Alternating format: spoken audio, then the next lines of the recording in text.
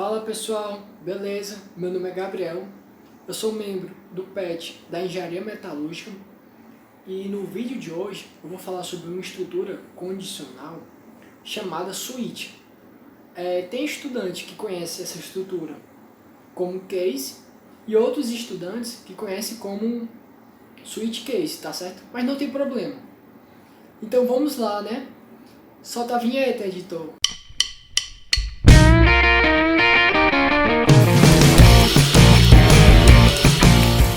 Bom, aqui na minha tela eu já tenho a estrutura que eu vou utilizar na aula de hoje, que nesse caso é o switch, tá certo? Mas para que serve esse switch? O switch ele é interessante você utilizar quando é uma situação que é mutuamente exclusiva. Mas como assim? Imagine que você tem uma eleição e nessa eleição você tem três candidatos, né? O candidato A, B e C.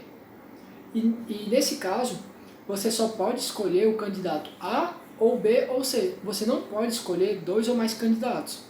Você só pode escolher um. Então é nesse caso que é interessante você utilizar o switch, tá certo? Então vamos lá tentar entender essa estrutura. Primeiro, você deve escrever switch e dentro do parêntese vai o nome da variável, que nesse caso eu estou chamando de x, tá certo? Depois você tem as opções, que nesse caso seria a opção número 1 e a opção número 2.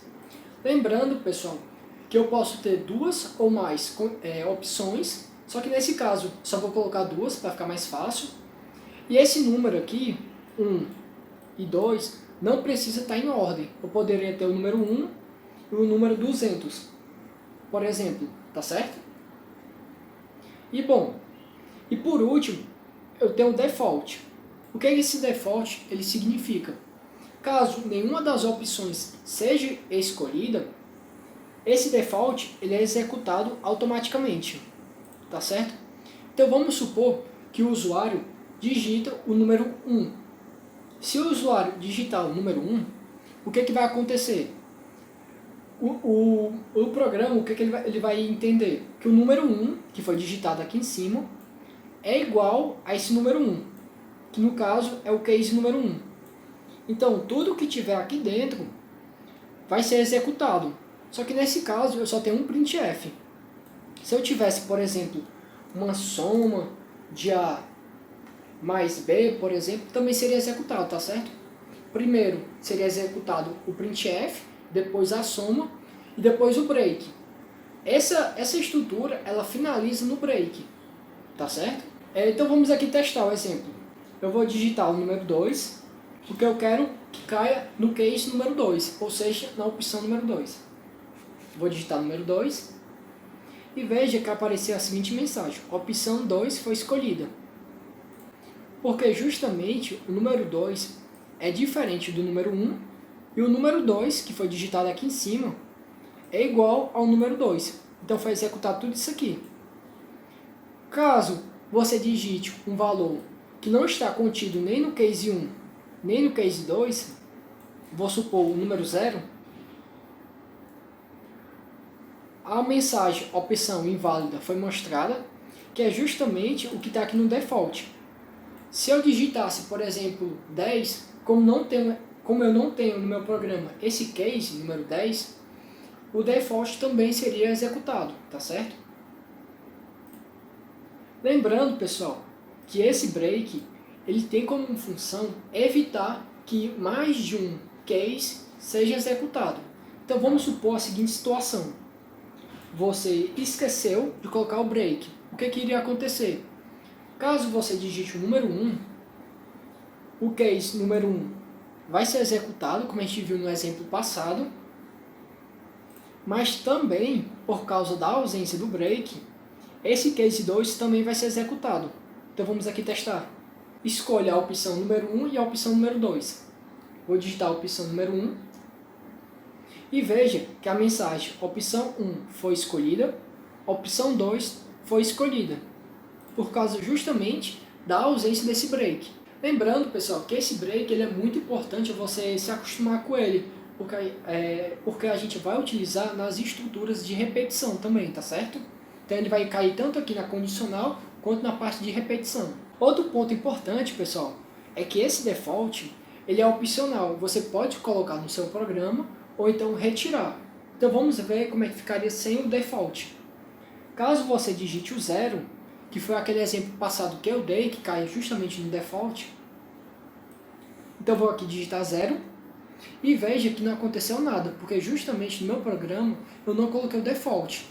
Outro ponto importante, pessoal, é que essa variável aqui, que seria como se fosse a opção, ela só pode ser do tipo int ou do tipo char. Caso você se esqueça desse detalhe e coloque float, o programa ele vai acusar um erro. Então como é que seria esse erro? Eu vou trocar aqui int por float e vou trocar o D pelo F. Vou colocar o programa para executar. Veja que nessa linha 9 está acusando um erro, que é justamente o fato de não poder ser do tipo float, ou é do tipo inteiro ou do tipo char.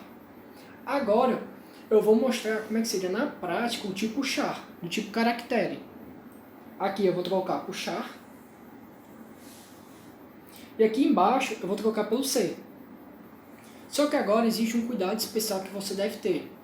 Nesse caso, como eu estou trabalhando com uma variável do tipo char, eu estou adotando que essa variável ela vai ser uma espécie de símbolo e não um valor matemático, tá certo? Então, nesse caso, eu teria que colocar o número 1 entre o apóstrofo e o número 2 também entre o apóstrofo.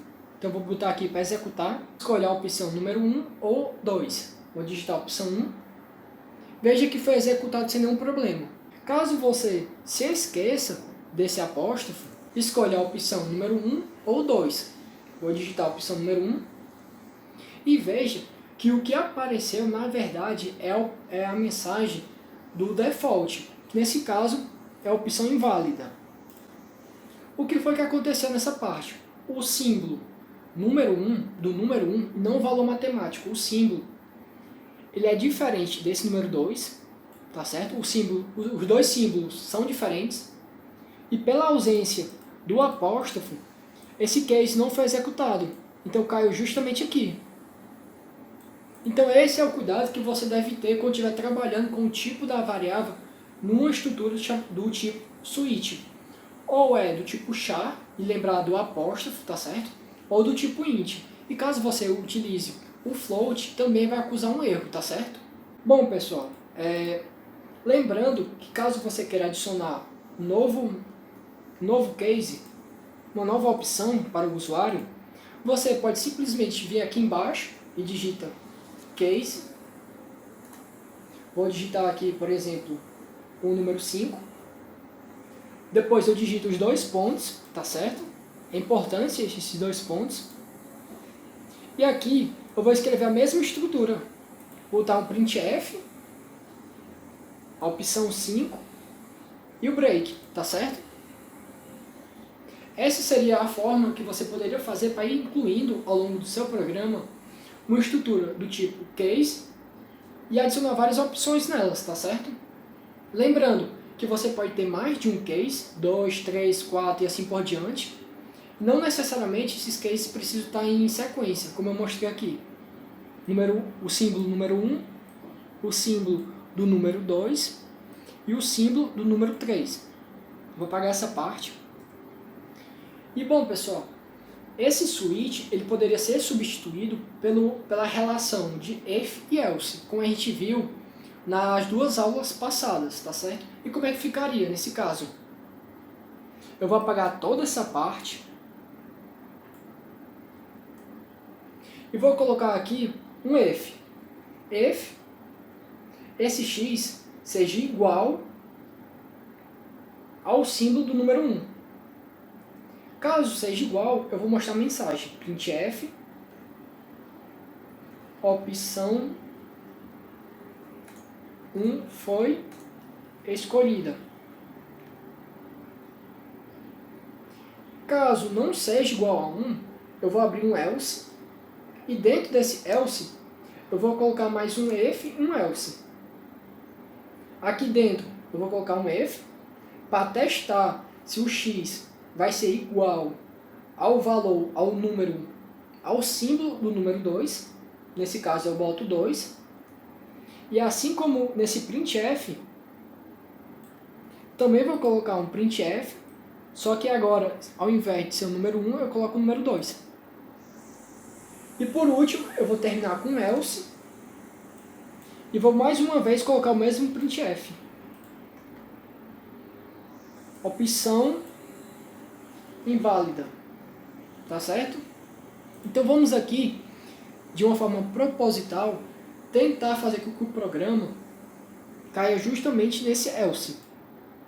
Eu vou botar o programa para executar e digite, escolha a opção número 1 ou a opção número 2. Eu vou digitar a opção 0. Veja que a mensagem opção inválida, ela foi mostrada.